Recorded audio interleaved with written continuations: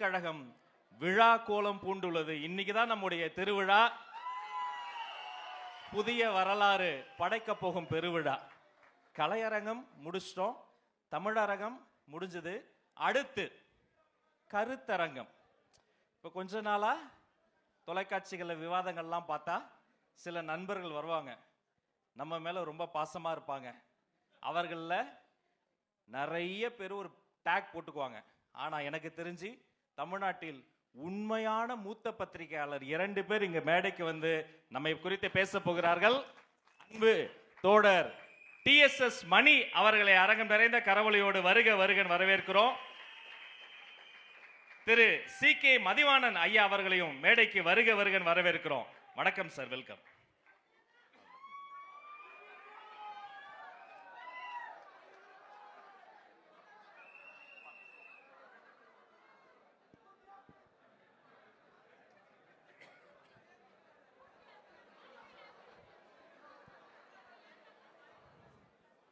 நாடறிந்த நல்ல அரசியல் விமர்சகர் CK மதிவாணன் சார், தமிழக வெற்றி கழகம் தனது 3ஆம் ஆண்டின் தொடக்க விழாவில் முத்தமிட்டுக் கொண்டிருக்கிறது.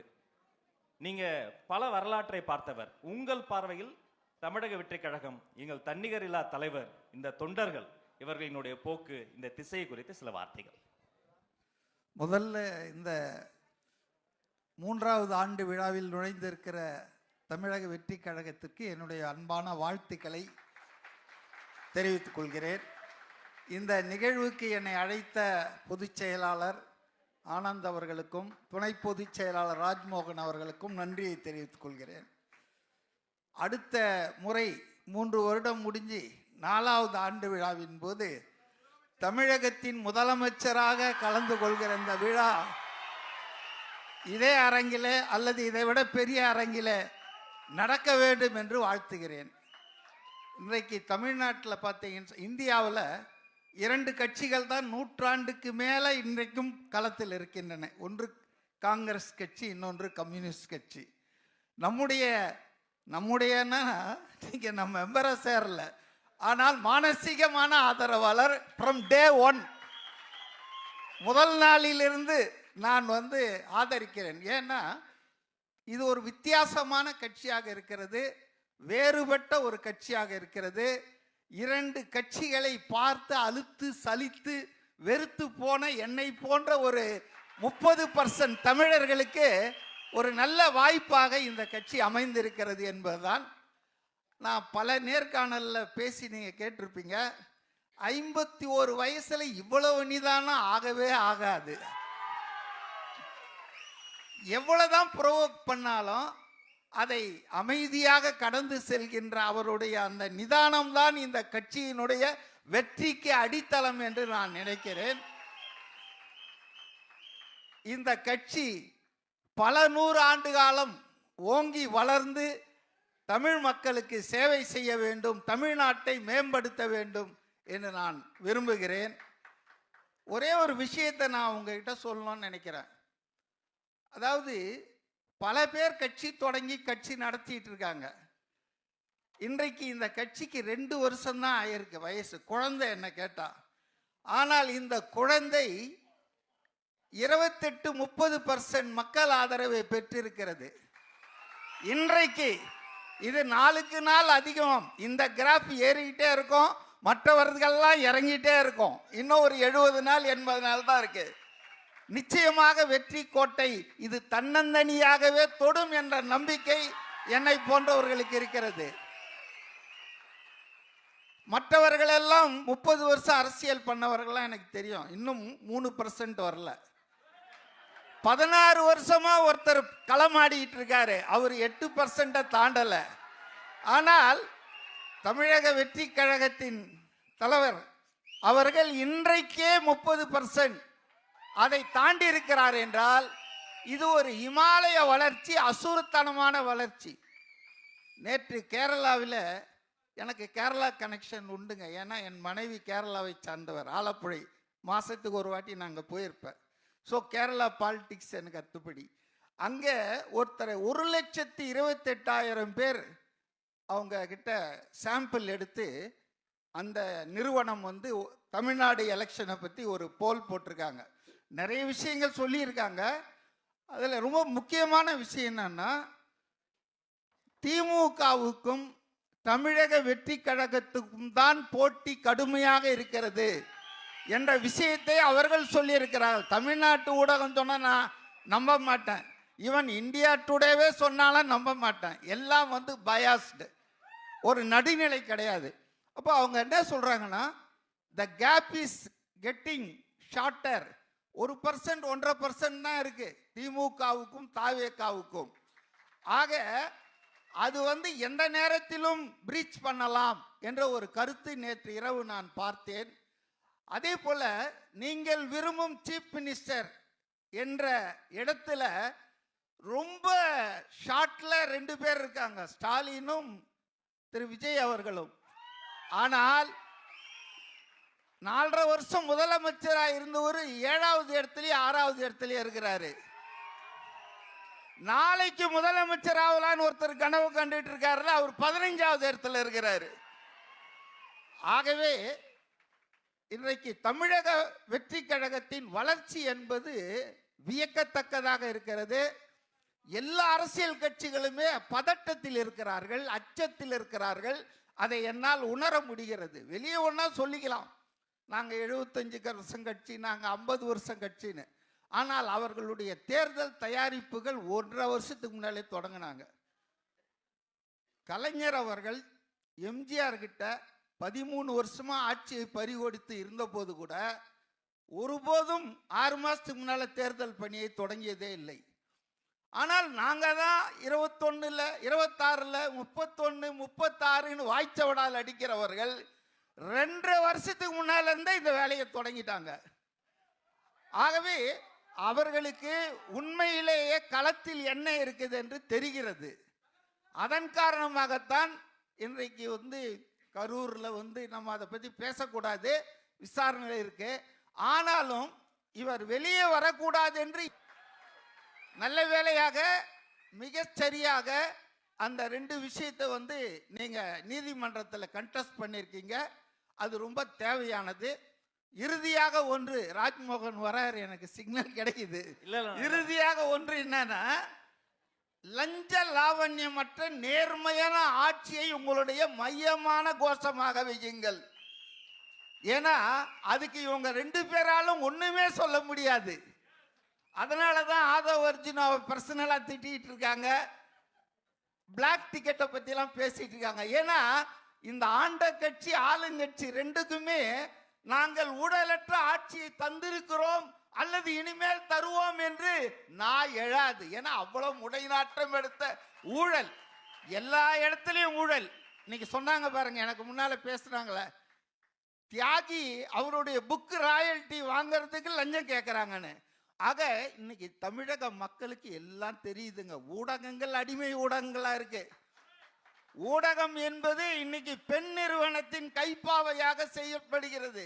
அது எல்லாருக்கும் தெரியுது. அதனால தான் சமூக ஊடகங்கள் இன்னைக்கு பவர்ஃபுல்லா இருக்கு. எல்லாருமே பார்த்துட்டு இருக்காங்க. ஹவுஸ் ஒய்ஃப்ல இருந்து ஸ்டூடெண்ட்ல இருந்து ஃபர்ஸ்ட் டைம் ஓட்டர் எல்லாருமே பார்த்துட்டு இருக்காங்க. எல்லாருக்கும் நாட்டு நடப்பு தெரியுது. அதனால நீங்க நிறைய பேசுங்க, செய்யுங்க. ஆனா உங்களுடைய ஃபோக்கல் பாயிண்ட்ஸ், மைய புள்ளி என்னவா இருக்குன்னா, 2 பேருமே அலறக்கூடியது, பதில் சொல்ல முடியாதது, லஞ்ச லாவண்யமற்ற நியாயமான நேர்மையான ஆட்சியை தருவோம் என்பதை உங்க மைய புள்ளியா வச்சிங்கன்னு சொன்னா ரொம்ப நல்லா இருக்கும்னு நான் நினைக்கிறேன். நன்றி நன்றி. ஒரு நல்ல கரவுளை கொடுத்துடலாம். வயதில் மூத்தவர், அறிவியல் ஞானி, அரசியல் ஞானி. எனக்கு டிஎஸ்எஸ் மணி ஐயா கிட்ட ஆச்சரியமான விஷயம்னா, நாம அவர் கூட எந்த தொடர்பும் இல்லை. சின்ன வயசுல இருந்து புத்தக கண்காட்சிகள் ஐயா பேசுவதை பார்த்து வளர்ந்தவர்கள நாமளும் ஒருத்தங்க. குக்கிராமங்களில் கூட ஒரு கொடி பறக்கிறது, அந்த ஒரு கொடி தமிழக வெற்றி கழகத்தின் கொடி என்று சுட்டி காட்டியவர். இப்படி இந்த தமிழக வெற்றி கழகம் உண்மையிலே கிராமங்கள்லாம் நீங்க பாத்தீங்களா? ஏன் அப்படி சொன்னீங்க? நீங்க ஒரு நடுநிலையாளர், எந்த கட்சி சார்பில் எனக்கு நல்லா தெரியும். அந்த கூற்று என்ன காரணம்? உங்களுடைய பார்வை எப்படி இருக்கு? சில வார்த்தைகள்.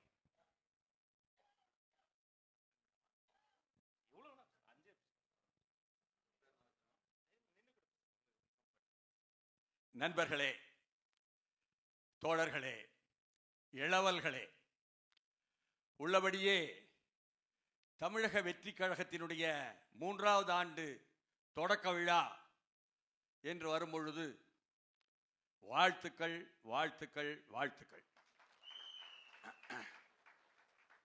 என்னன்னு சொன்னா, டாமினேட்டிங் ட்ரெண்ட்னு ஒரு ட்ரெண்ட் இருக்கு, ஆதிக்கம் செலுத்தும் போக்கு. தேர்தல் அரசியல் களத்திலும் அப்படி உண்டு. டெவலப்பிங் ட்ரெண்ட் என்று ஒன்று இருக்கிறது, வளர்ந்து வரும் போக்கு. அந்த வளர்ந்து வரும் போக்கு தான் எதிர்காலம் என்பதற்கு நீங்கள் தான் சாட்சியாக இருக்கிறீர்கள். எப்பவுமே நான் கட்சி சார்பற்றவன். கிராமங்களை பற்றி கேட்டார் ராஜ்மோகன். கடைசி கிராமம் வரை தமிழ்நாட்டினுடைய கிராமங்களில் 55 ஆண்டுகளாக களப்பணியாற்றி கொண்டு செயற்பாட்டாளராக இருக்கும்னா ஊடகவியலாளராக அறிமுகமாயிருக்கிறேன். அந்த களப்பணியும் செயல்பாடும் தான் ஊடகவியலாளராக சரியாக நிற்பதற்கு வழிவகுத்தன என்று நம்புகிறேன். அப்படி இருக்கும் பொழுது அதில் நான் பார்த்ததைத்தான் சொன்னதைத்தான் அவர் சுட்டி காட்டுறார். அது தொடக்கத்தில் எந்த கல்லூரிகளுக்கு போனாலும், எந்த மாணவ மாணவிகள் மத்தியில் போனாலும் அதே போல உள்ள வரவேற்பு உங்களுக்கு இருக்கிறது.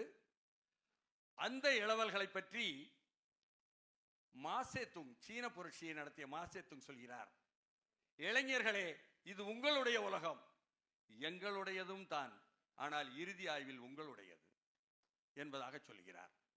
எண்ணி பார்க்கிறேன்.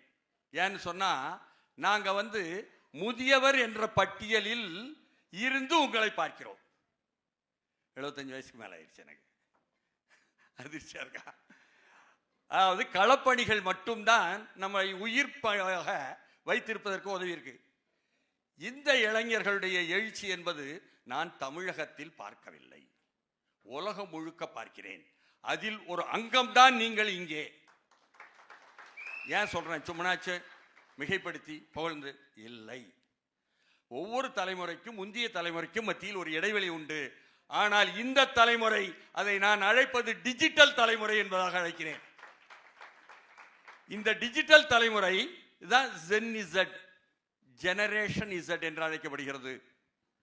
ஏங்க, முதல் முறையா நீங்களாக எழுச்சி பெற்று வந்திருக்கிறீர்களா என்றால் ஒவ்வொன்றா சுட்டி காட்ட வேண்டியிருக்கும்.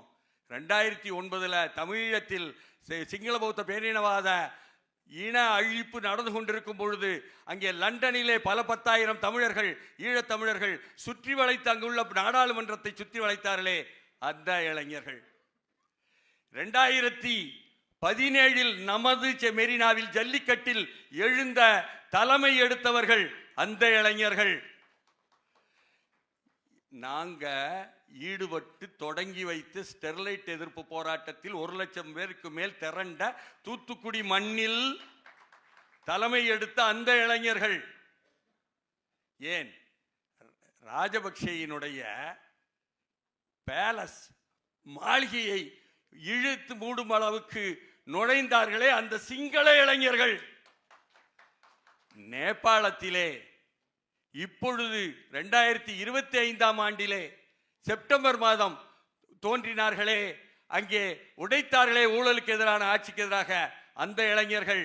மெக்சிகோவிலே நவம்பர் 15 2025 எழுந்த ஆட்சியாளர்களுக்கு எதிர்த்தாக எழுந்தார்களே அந்த இளைஞர்கள். அதனுடைய தொடர்ச்சியாக அறவழியில், அரசியல் வழியில் இதோ வருகிறோம் என்று நலிந்து போன, இன்னமும் சொல்ல போனால் அரசியல் கட்சிகளால் நாசமாக்கப்பட்ட நாடாளுமன்ற பாதையில் நாங்கள் ஒதுங்கி நிற்கிறோம் என்று இருந்த ஒரு இளைஞர் கூட்டம் இன்றைக்கு வருகிறோம் என்று வருகிறீர்களே, உங்களுக்கு தேர்தல் ஆணையம் சல்யூட் செய்ய வேண்டும் என்று நான் சொல்லி இருக்கிறேன். நான் கட்சி சார்பற்றவன் தான், ஆனாலும் உள்ளதை உள்ளபடி காலிங் ஸ்பேட் அ ஸ்பேட் என்பதுதான் தெரியும் என்பதனால் சொல்ல வேண்டியிருக்கிறது. எல்லோரும் கரூரை பற்றி, அங்கே வட்டமிடும் கழுகுகள் அதை பற்றியே பேசிக் கொண்டிருப்பதை எண்ணும் பொழுதெல்லாம் நான் சொல்லிக் கொண்டிருந்தேன் முன்னாள் அமைச்சரிடம். வந்தவுடன் எனக்கு நினைவுக்கு வருவதெல்லாம் 2025 செப்டம்பர் 27 கரூர், 2024 ஆண்டு அக்டோபர் 6 சென்னையில் மெரினாவில் நடந்தது என்ன நினைவுக்கு வருகிறது. அங்கே சாகச காட்சி, விமான சாகச காட்சி நடத்த போகிறோம் என்று சொல்லிவிட்டு அதை பார்ப்பதற்காக இந்திய ஒன்றிய அரசினுடைய அந்த என்ன ஒரு விமானப்படையினுடைய சாகசத்தை பார்ப்பதற்காக அழைத்தீர்களே வந்தார்களே அரச மன்னர்களும் மன்னர் குடும்பத்தாரும் வந்து அமர்ந்தார்களே, அவர்களுக்கு பாதுகாப்பு காவல்துறையில் இருந்து கொடுக்கப்பட்டதே, அங்கே என்ன நடந்தது? 5 பேர் பலியாகவில்லையா? அந்த மெரினா படுகொலை 5 பேர் பலியானதை யாரும் ஏன் சுட்டிக்காட்ட மறுக்கிறார்கள்? ஒரு பக்கத்திலே லைட் ஹவுஸ் பக்கம் அவங்களை எல்லாம் வழிவிட்டு அந்த மன்னர் குடும்பத்தை அனுப்பிவிட்டு, இன்னொரு பக்கத்தில் அந்த பக்கத்தையும் மூடிவிட்டு நெருக்கடி ஏற்படுத்தியவர்கள் யார்? காலையில் மெரினாவில் நடைபயிற்சி போகும்பொழுது அடுத்த நாள் நான் எண்ணி பார்க்கிறேன், 5 சிண்டெக்ஸ் தண்ணீர் தான் வைத்திருந்தது. தண்ணீர் இல்லாததால் டீஹைட்ரேஷன் என்று சொல்லக்கூடிய அந்த நிலையில் தான், ஸ்டாம்பீடு என்று சொல்லக்கூடிய நெரிசல் தான் அவர்கள் இறந்தார்கள். அதை பற்றி யாராவது பேசினார்களா? அதை சட்டமன்றத்திலே அப்பொழுது இவர்கள் தாமதமாக வந்தார்கள், விரைந்து சென்றார்கள் என்று யாராவது சொன்னாரா? அதற்கு வழக்கு போட்டார்களா? அங்குள்ள மாநகராட்சியினுடைய அந்த மண்டலத்தின் அதிகாரிகள் மீது வழக்கு பதிவு செய்தார்களா? ஆராய்ச்சி செய்தார்களா? அருணா ஜெகதீசனுடைய ஆணையத்தை அழைத்தார்களா? போட்டார்களா? அல்லது வெள்ளம் வந்து விட்டது தமிழ்நாடு சென்னையில், அதை தடுப்பதற்கு முன்தடுப்பு என்று பிரதமர் அலுவலகத்திலிருந்து கொண்டு வந்து திருப்புகழ் ஐஏஎஸ் வைத்து குழு போட்டவர்கள் இதற்கு திருப்புகழ் ஐஏஎஸ் வந்தாரா? குழு போட்டார்களா? எப்படி சௌகரியமாக கடந்து செல்ல முடியும்? அந்த 5 பேர் கொண்ட பலிக்கு நீங்கள் இப்பொழுது பேசுகிறீர்களே, அந்த எஸ்ஓபி ஒன்று போட்டிருந்தால் நடந்திருக்குமா? கரூர் முன் தடுப்பு உன்னிடம் இல்லையே. அந்த பலியானவர்கள் யாரும் அவர்கள் தமிழர்கள் இல்லையா? தமிழ்நாட்டை சேர்ந்தவர்கள் இல்லையா? தலைநகரிலேயே உங்கள் கண்முன்னாலேயே நடந்ததே. கரூரை பற்றி அதிகம் கதைப்பவர்கள் ஏன் அதை பேச மறுக்கிறார்கள்? இவையெல்லாம் எனக்குள் எழுகிறது. அதனால் இங்கு நியாயம் இல்லை, நீதி இல்லை. அந்த நியாயத்தையும் நீதியையும் கொண்டு வரக்கூடிய இளைஞர் படை இதோ வந்திருக்கிறீர்கள் என்பதனால் வாழ்த்துக்கள், வாழ்த்துக்கள், வாழ்த்துக்கள் நிறைவேறுகிறது. நன்றினா. கருத்தரங்கம் நடுநிலையாளர்களினுடைய கருத்துக்களுக்கு நன்றி. மீண்டும் ஒரு கரவொலியை தந்து அவர்களிடமிருந்து விடைபெறுகிறோம். இருவருக்கும் பொன்னாடை போற்றி கௌரவம் செய்கிறார் வெற்றி தலைவர்.